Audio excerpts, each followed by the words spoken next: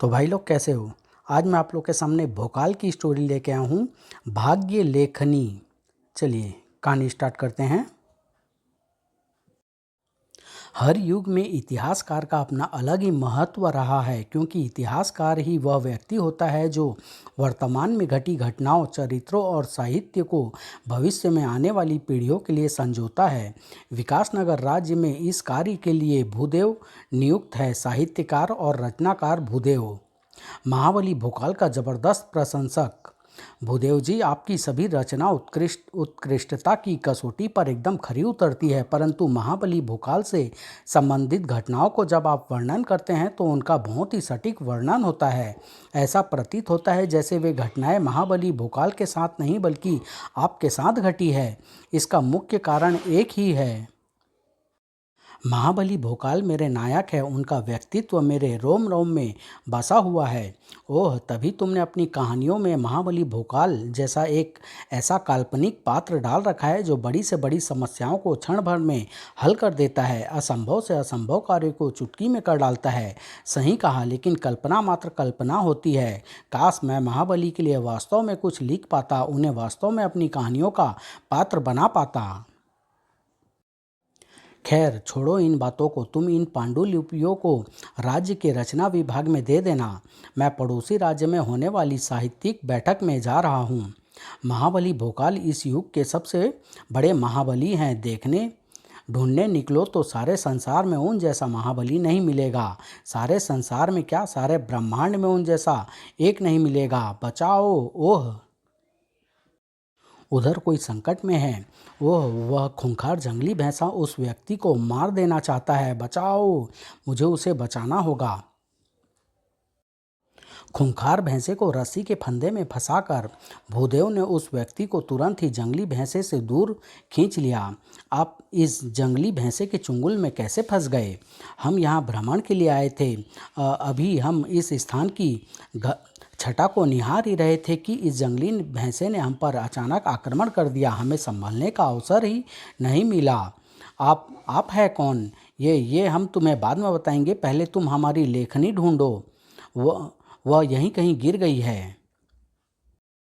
जल्दी करो, वह भैंसा रस्सी को तोड़ रहा है। आप चिंता न करें, वो रस्सी बहुत मजबूत है, वह भैंसा उसे नहीं तोड़ पाएगा। ओह, भैंसे ने पेड़ को ही तोड़ डाला और अब वह भैंसा हमारी तरफ बढ़ रहा है। अब हम नहीं बचेंगे। बचोगे, मैं तुम्हें बचाऊंगा। भोकाल, महाबली भोकाल, मेरा नायक।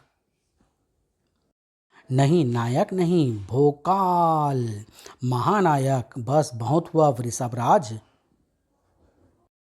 अब जाओ, हवा की सैर करो। अपने महानायक के इस कारनामे पर बच्चों की तरह तालियां पीटे बिना न रह सका भूदेव। वाह महाबली वाह, आप शायद रचनाकार भूदेव जी हैं। एकदम सही पहचाना आपने महाबली, लेकिन मैं स्वप्न में भी नहीं सोच सकता कि आप मुझे बचाने आएंगे। मैं भी संयोग से ही इधर आ निकला। आप इन्हें संभालिए, ये अचेत हो चुके हैं। ओह, मुझे इन्हें तुरंत ही चिकित्सालय ले जाना होगा, परंतु इन्हें यहाँ से ले जाने से पहले मुझे इनकी कोई मूल्यवान वस्तु खोजनी है जो यहीं कहीं गिर गई है। आप शायद इसे खोज रहे हैं। हाँ, यही है। अब आप इन्हें शीघ्र ही चिकित्सालय ले जाइए। बहुत ही सुंदर और अद्भुत लेखनी है। इसे थामते ही पता नहीं क्यों मेरे हाथ कुछ लिखने को मचल उठे हैं।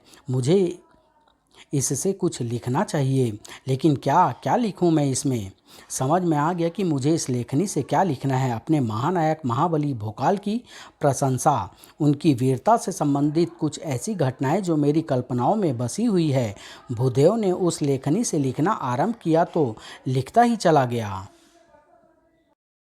और तब तक लिखता रहा जब तक आप जिस भद्र पुरुष को लेकर आए थे वह चेतनावस्था में आ गया है। श्रीमान, मुझे उससे मिलना है, क्योंकि मुझे उसकी यह धरोहर लौटानी है। अपनी लेखनी संभालिए श्रीमंत। धन्यवाद, हमें इसकी बहुत चिंता थी। आपको इसकी चिंता होनी ही चाहिए, क्योंकि बहुत ही अद्भुत है आपकी यह लेखनी। मैंने इससे लिखना आरंभ किया तो मैं लिखता ही चला गया। समय का मुझे कुछ पता ही नहीं चला। क्या क्या कहा? तुमने इस लेखनी से लिखा? हाँ, परंतु आप यह सुनकर इतने अचंभित क्यों हैं? इसलिए क्योंकि तुमने अनर्थ कर डाला। इस लेखनी से लिखकर मैंने अनर्थ कर डाला? कैसे? हम समझाते हैं तुम्हें। टन! एक तेज ध्वनि विकासनगर के चप्पे-चप्पे पर गूंज रही थी। अखंडनाद के बजने की ध्वनि थी यह, और अखंडनाद बजने का एक ही मतलब होता है, कोई मुसीबत में है, किसी को सहायता के लिए उसकी आवश्यकता है, जो कहलाया जाता है महाबली भोकाल। मैं उपस्थित हूँ श्रीमान, कृपया अपने हाथों को विश्राम दीजिए। आप कौन हैं? अखंडनाद बजाने का प्रयोजन बताइए। आप मुझे जानते हैं महाबली, मैं आपका अंध प्रशंसक लेखक भूदेव। आपने अखंडनाद क्यों बजाया? आपको क्या कष्ट है? आपको मुझे एक वचन देना होगा। आपने अखंडनाद बजाकर फरियाद की है, इसलिए मैं आपको कोई भी वचन देने से पीछे नहीं हटूंगा। अगर वह वचन राज्य के अहित में ना हुआ तो मैं आपसे मात्र इतना वचन चाहता हूँ कि आप कभी भी कंटक वन में नहीं जाएंगे। अगर आपका कष्ट मेरे यह वचन देने से दूर होता है तो मैंने वचन दिया। भूदेव ऐसे प्रसन्न हुआ जैसे उसे कारू का खजाना मिल गया हो। आपने वचन देकर मुझे धन्य कर दिया, मुझे बहुत बड़े संकट से बचा लिया। जहाँ तक मुझे पता है, आसपास के किसी भी राज्य में कंटक वन नामक कोई स्थान या वन नहीं है। ये कंटक वन कहाँ स्थित है ये तो मैं भी नहीं जानता, परंतु अपने प्रयास से मैं निश्चय ही कंटक वन नामक उस स्थान को ढूंढ लूँगा। बस आप इतना ध्यान रखिए कि आपने मुझे कंटक वन में न जाने का वचन दिया है, इसलिए आप वहाँ नहीं जाएंगे। ये तो जानते होंगे कि आपने मुझसे यह वचन क्यों लिया। आप मुझे किसी काल्पनिक कंटक वन में जाने से रोकना क्यों चाहते हो? हाँ, ये जानता हूँ, परंतु मैं आपको ये बता नहीं सकता, और मुझे पूर्ण विश्वास है कि आप मुझे ऐसा करने के लिए विवश भी नहीं करेंगे। आश्चर्य है, पता नहीं क्या चाहते हैं ये। ईश्वर का कोटि कोटि धन्यवाद है कि मैंने अपने महानायक को विकराल मुसीबतों से बचा लिया। मुसीबतों से कहाँ बचा पाया है भोकाल। उसका तो जन्म ही मुसीबतों से जूझने के लिए हुआ है, तो मुसीबतें आती ही रहती है। अनर्थ हो गया महाबली। पिथौरागढ़ के राजा ने हमारे राज्य पर आक्रमण कर दिया। उसकी सेना कुछ ही समय में हमारे राज्य की सीमा में पहुंच जाएगी। ऐसा नहीं होगा, हम ऐसा नहीं होने देंगे। पिथौरागढ़ जैसे छोटे से राज्य ने हम पर आक्रमण कर दिया, क्या उसमें हमसे लड़ने की शक्ति है? शक्ति थी तभी तो लड़ने आया था। तभी तो चींटियों के दल ने विकासनगर नामक पहाड़ को गिराने की ठानी थी। लेकिन उस पहाड़ का रक्षक भोकाल था, वह भोकाल जिसका बल हर शक्ति को मुंह तोड़ जवाब दे सकता है, जिसका साहस हर किसी के ठा, ठाने हुए पर पानी फेर सकता है। शत्रु को पता चलने में ज़्यादा देर नहीं लगी। जब तक महाबली भोकाल है तब तक हम विकासनगर की सीमा की माटी को भी नहीं छू सकते। हमें मालूम था, इसीलिए तुम्हें विकासनगर पर आक्रमण करने का आदेश देने के पश्चात हम इसका प्रबंध करने चले गए थे कि भोकाल ना रहे, ना विकासनगर में, ना संसार में। गुरुदेव धन्य है गुरुदेव। मैं जानता था आप ऐसा ही करेंगे, तभी तो मैंने विकासनगर जैसे राज्य पर आक्रमण करने का संकट उठाया। अब आप शीघ्रता से मुझे अपने प्रबंध के बारे में बताइए। सब कुछ तुम्हें स्वयं ही पता चल जाएगा। बस तुम भोकाल को किसी तरह हमारे बताए स्थान पर ले आओ। हमारा दावा है कि भोकाल उस स्थान से कदापि जीवित वापस नहीं लौट सकता। मुझे बताइए, क्या नाम है उस स्थान का जहां मुझे भोकाल को लेकर पहुंचना है? वह स्थान यहाँ से अधिक दूर नहीं है और उसका नाम है कंटक वन। कंटक वन, ये स्थान ब्रह्मांड के किस कोने में है गुरुदेव? मैंने तो आज तक किसी ऐसे स्थान का नाम नहीं सुना। विकासनगर और पिथौरागढ़ के सीमा पर स्थित विशाल पर्वत श्रृंखलाओं के बीच एक छोटा सा वन क्षेत्र है। सदियों पहले वहाँ बहुत थोड़े लोग बसते थे, जिन्होंने उसे कंटक वन का नाम दिया था। उन सभी के समाप्त होने के साथ ही उस वन का नाम भी समाप्त हो गया। इतिहास की इक्का दुक्का पुस्तकों में उस स्थान का वर्णन है, लेकिन आजकल ऐसे वर्णन पर कौन ध्यान देता है, इसलिए कोई कंटक वन के बारे में नहीं जानता। अब मैं जान गया हूँ, अब आप चिंता मत कीजिए, शीघ्र ही कंटक वन में पहुँच जाएगा। भोकाल, हमारे सैनिकों को गाजर मूली की तरह काट रहा है। भोकाल, मैं देख रहा हूँ सेनापति, यही एकदम सही समय है अपनी योजना पर कार्य करने का। आओ, रुक जाओ, ये युद्ध रोक दो, हम आत्मसमर्पण करने को तैयार हैं। हमें तुम्हारा आत्मसमर्पण स्वीकार है। अपने अस्त्र शस्त्र गिरा दो। अस्त्र शस्त्र फेंक देने के साथ ही युद्ध बंद हो गया। लेकिन मेरी सेना ने हार मानी है, मैंने नहीं। मैं विकासनगर के सैनिकों के लहू की नदियां बहाकर विकासनगर को जीत लूंगा।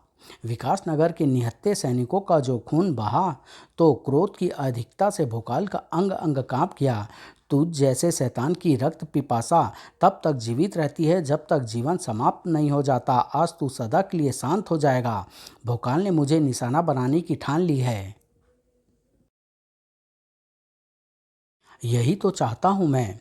तेरा काल भोकाल के हाथों लिखा है, भागकर तू उसे टाल नहीं सकता। भोकाल तेरा तब तक पीछा करेगा जब तक काल तुझे अपने पंजों में नहीं जकड़ लेता।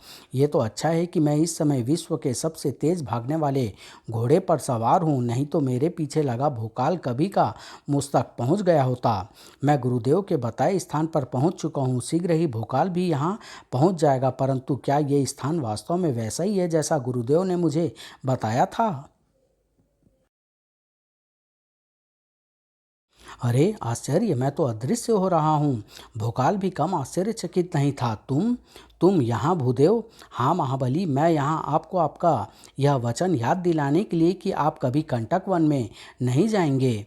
मैं अपने वचन पर आज भी अड़िग हूँ। नहीं है, अगर मैं आपको रोकने के लिए यहाँ उपस्थित ना होता तो आप अपना वचन तोड़ देते, आप कंटक वन में प्रवेश कर जाते। क्या आप बात कर रहे हो? यहाँ कंटक वन कहाँ है? यहाँ इस स्थान को कंटक वन कहते हैं महाबली। इतिहास की सैकड़ों पुस्तकों को खंगाल कर मैं इस स्थान के वास्तविक नाम को खोज पाया हूँ।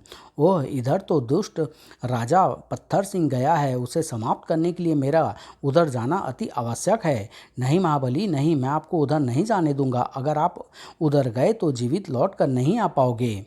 वहाँ आपके सामने ऐसी ऐसी मुश्किलें आन खड़ी होगी जिसकी आपने कल्पना भी नहीं की होगी। मुझे तो उधर ऐसा कुछ नहीं दिखता। ऐसा ही है महाबली, ऐसा ही है। मैं आपको बताता हूँ ऐसा क्यों है। आपको वह व्यक्ति याद होगा जिसे आपने जंगली भैंसों से बचाया था, और आपको उसकी वह लेखनी भी याद होगी जो आपने मुझे ढूंढ कर दी थी। हाँ, क्या विशेष था उसमें? वह व्यक्ति साधारण व्यक्ति नहीं, वह दिव्य पुरुष था जो देवलोक से पृथ्वी भ्रमण के लिए आया था। भाग्य विधाता मनुष्य के भाग्य के लेख की जो परिकल्पना करते हैं उन्हें वह दिव्य पुरुष अपने हाथों से लिखता था, और उसके लिए वह प्रयोग करता था अपनी उस भाग्य लेखनी का, जिससे एक बार जो लिख दिया जाए वह किसी के भी भाग्य में लिख जाता है। दुर्भाग्य से वह भाग्य लेखनी मेरे हाथ में आ गई और मैंने उससे अपने महानायक यानी आपको कंटक वन नामक एक काल्पनिक स्थान पर पहुंचाकर वहां आपके लिए ऐसी ऐसी घटनाएं लिख दी जिन पर मात्र कल्पना में ही पार पाया जा सकता है।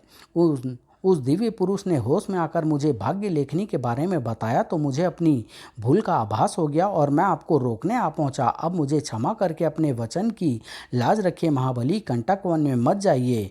भूदेव के होठों पर विनती थी तो भोकाल के होठों पर मुस्कान।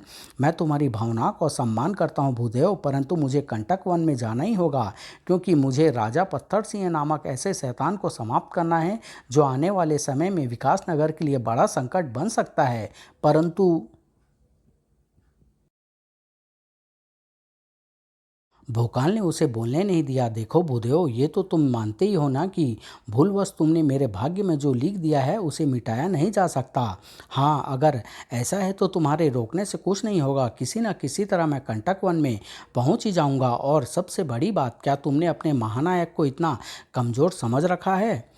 क्या तुम चाहते हो कि तुम्हारा महानायक मृत्यु से डर कर भाग जाए? न, नहीं। भोकाल की बातों ने भूदेव को झकझोर कर रख दिया।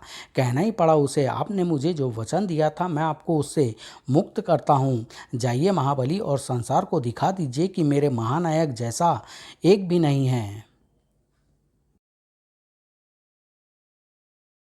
भोकाल दिखाने चल पड़ा। शत्रु तो कुछ और ही देखने के बेताब थे। मैं अदृश्य होकर आपके पास आ पहुंचा। इसका तात्पर्य यह जगह रहस्यों से भरी हुई है, लेकिन रहस्यों से कुछ नहीं होने वाला गुरुदेव। भोकाल को शव देखने के लिए तो भयानकता चाहिए। भयानकता। भयानकता की चिंता मत करो, बस देखते रहो। शैतान देव की दया से भयानकता के ऐसे ऐसे रूप तुम्हें यहाँ देखने को मिलेंगे कि तुम्हारी आत्मा तक कांप जाएगी। भयानकता के एक रूप ने आगे बढ़ते भोकाल के कदम रोक दिए थे। ओह, ये कौन? हम सूलक, और हम जिसको चाहें उसे सूलों से छेद सकते हैं। भोकाल तुझसे नहीं छेदने वाला, क्योंकि भोकाल को तुम जैसों को अपनी तलवार से छेदना खूब आता है। हैं? ओह, तलवार टूट गई।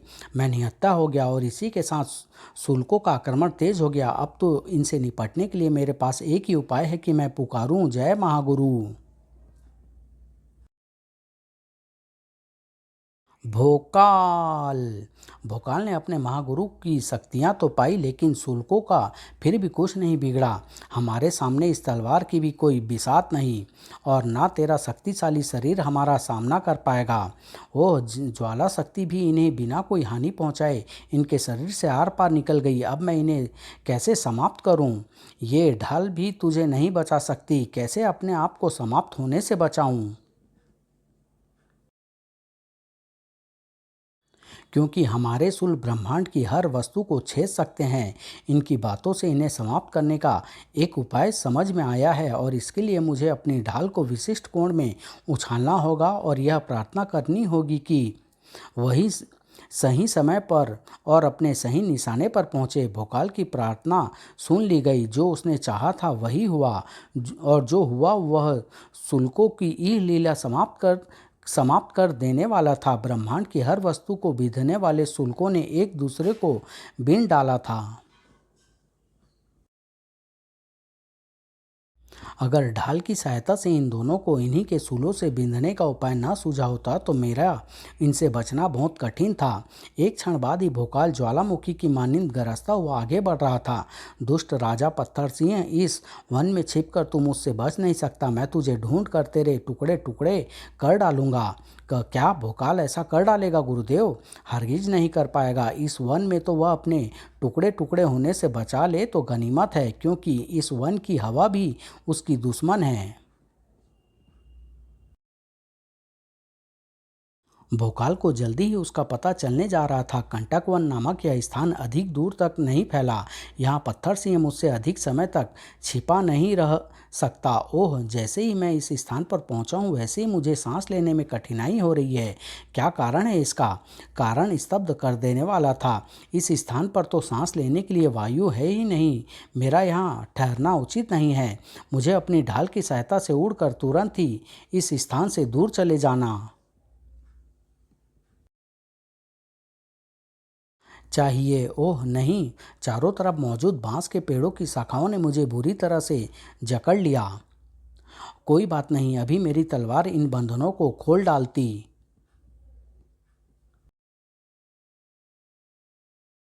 हैं? तेजवार ने भोकाल के हाथ से तलवार और ढाल छुड़ा दी, लेकिन भोकाल की शारीरिक शक्ति अभी भी उसके साथ थी। लेकिन शरीर भोकाल के साथ कहाँ था? शुद्ध वायु की कमी के कारण मेरा दम घुट रहा है। मैं स्वयं को अत्यंत दुर्बल अनुभव कर रहा हूँ। ऐसे में मैं अपने बंधनों को नहीं तोड़ सकता। नहीं नहीं, मुझे अपने बंधनों को तोड़ना होगा, नहीं तो मैं मारा जाऊंगा। ओफ, नहीं कर सकता। जब जब तक मुझे सांस लेने के लिए शुद्ध वायु नहीं मिलेगी तब तक मैं कुछ नहीं कर सकता। परंतु यहाँ मुझे शुद्ध वायु मिलेगी कहाँ से? वहाँ से, इस स्थान से कुछ ही हाथ ऊपर उड़ते हुए पक्षी बता रहे हैं कि वहाँ शुद्ध वायु है।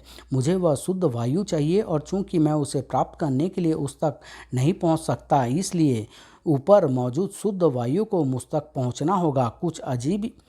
कुछ अजीब ही सूझा था भोकाल को। तभी तो उसने तेजी से बांसों को तोड़ना, उन्हें एक दूसरे से फंसाना और उन्हें ऊपर उठाना शुरू कर दिया था।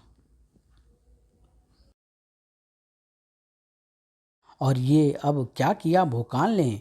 कुछ और अजीब या जीवनदायिनी शुद्ध वायु को अपने तक पहुंचाने का प्रबंध। अब ठीक है, अब मैं ठीक ढंग से सांस ले पा रहा हूं।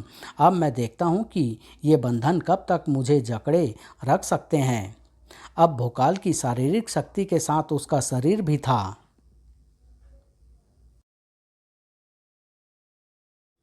अब उसके सामने उन बंधनों की क्या बिसात थी। तुमने भोकाल को जकड़ने का दुस्साहस किया है। तुम्हें इसका दंड दिए बिना भोकाल यहाँ से नहीं जाने वाला। उस स्थान को छोड़कर हवा में लहराया भोकाल एक बार फिर कंटक वन की जमीन पर था, अपने दुश्मन को खोजने के लिए। जल्द ही भोकाल की खोज का अंत हुआ। तू मुझे ही ढूंढ रहा है ना भोकाल? मैं यहाँ हूँ। दुष्ट पत्थर सिंह, शीघ्र ही तू इस संसार में कहीं नहीं होगा। इस संसार से तेरा नामो निशान मिटाने में तुझ तक पहुँच रहा हूँ। पहुँच। लेकिन ये तो बता, पहुँचेगा कैसे? ओह नहीं, जैसे ही मैंने आगे कदम बढ़ाया वैसे ही सामने की सारी धरा नीचे धंस गई और सामने एक खाई बन गई। एक ऐसी खाई जिस पर आगे बढ़ने के लिए मात्र एक बलिस्थ भर चौड़ा रास्ता है। और नीचे मौजूद है सहस्त्रों विशाल और पैने कांटे, जिन पर गिरने वाला चने का दाना भी बिंधे बिना नहीं रह सकता। लेकिन फिर भी मुझे आगे तो बढ़ना ही है। अगर इस अत्यंत सकरे रास्ते पर चलकर पत्थर सिंह तक पहुंचने की सोच रहा है भोकाल, तो पहले इस छिपकली का अंजाम देख ले। ओह!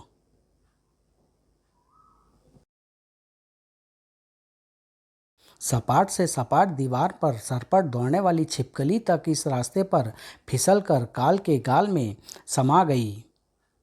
तो तो बता भोकाल, तू कैसे इस रास्ते को पार करके हम तक पहुंचेगा? तुम दुष्टों तक पहुंचने के लिए मुझे इस रास्ते पर चलने की आवश्यकता नहीं। मेरी ढाल मुझे उड़ाकर चुटकियों में तुम तक पहुंचा देगी। ओह! उड़ने की कोशिश करते ही भोकाल पर घातक तरंगों की बारिश हो गई।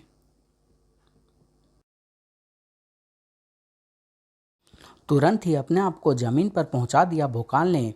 बाल बाल बचा, नहीं तो यहाँ के वातावरण में मौजूद घातक अदृश्य तरंगों ने तो मुझे भून ही डाला था। इस बार उड़कर हम तक पहुँचने की कोशिश करेगा तो एक बाल भी नहीं बचेगा, क्योंकि गुरुदेव ने अपनी तंत्र शक्तियों से इसका प्रबंध किया हुआ है कि कोई भी उड़कर हम तक ना पहुँच पाए। मात्र इस रास्ते पर चलकर ही तू हम तक पहुँच सकता है। पर हम रास्ते पर चलने से पहले इतना ज़रूर सोच लियो कि जिस रास्ते पर चलने से छिपकली तक फिसल सकती है, उस पर तू कैसे चल पाएगा? अरे!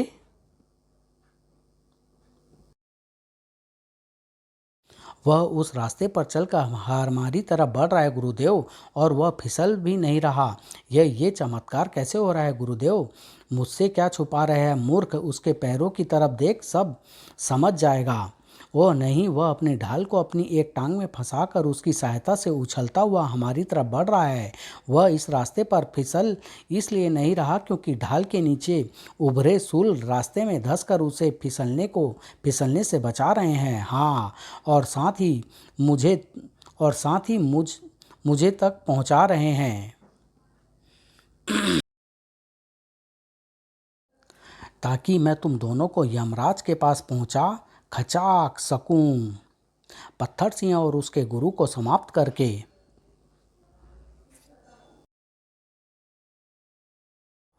भोकाल को वापस लौटने में अधिक देर नहीं लगी। ओ महाबली, मुझे मालूम था आप अवश्य ही सफल होकर लौटोगे, और वापस लौटकर आपने दिखा दिया कि मेरा महानायक अपनी तलवार की धार और कर्म से भाग्य के लेख को भी बदल सकता है।